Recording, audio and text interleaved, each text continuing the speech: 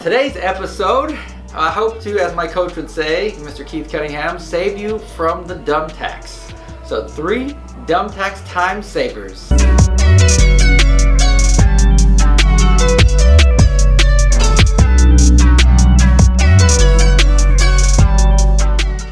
Dumb tax. I'm sure you're wondering what that is. Well, we all pay taxes. We all know what taxes are, but dumb tax is when you haven't learned from maybe others around you, or you haven't learned the lesson, and you obviously lose money, right? You lose money because you made some mistakes, you did things the incorrect way, you didn't model somebody else, or you didn't learn the skills, and so it costs you money in your business, maybe in your time, and therefore you had to pay the dumb tax. You cannot do it all yourself. Growth and control work inversely. So what happens a lot of times when we own a business is that, especially when as a dancer, I want to do everything. I teach the best lessons, I do the best dancing, I present the people the best, I close people the best, and I want to do everything. And that gets in our way because you are only one of you. And this also leads to overwhelm and burnout.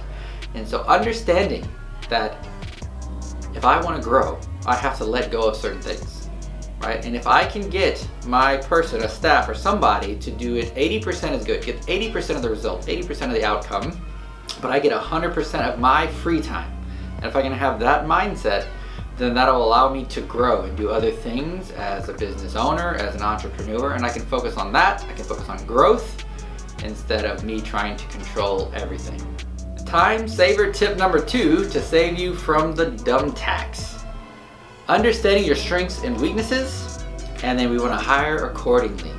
You know, as an owner, as someone who becomes in that position of ownership, a lot of us maybe we're the best in the position. We focused on maybe we didn't even identify our strengths, but that's how we got there. We did have some strengths. We were charismatic, we were a great dancer, we were a great teacher.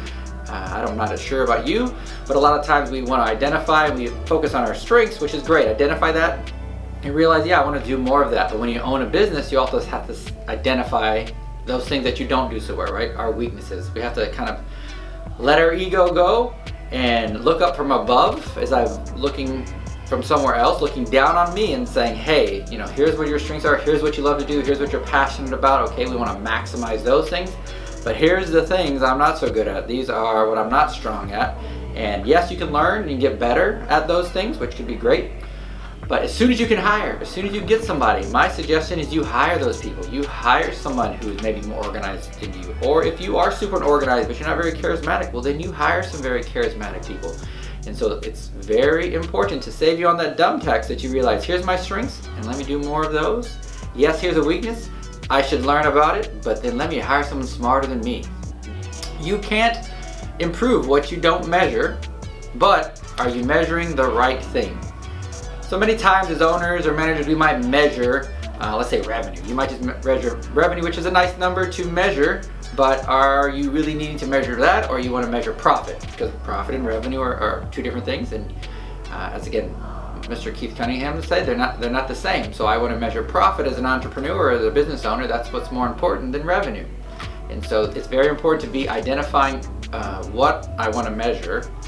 That is the most key. It could be numbers, but a lot of times it could be habits. It could be the way my staff communicate with each other. It could be the number of people at attending a party or attending an event, or frequency. I don't know, there's many things, but it's key to identifying something that I want to improve, and not just revenue, and not just how many people are coming to my practice parties or how pretty my sign is.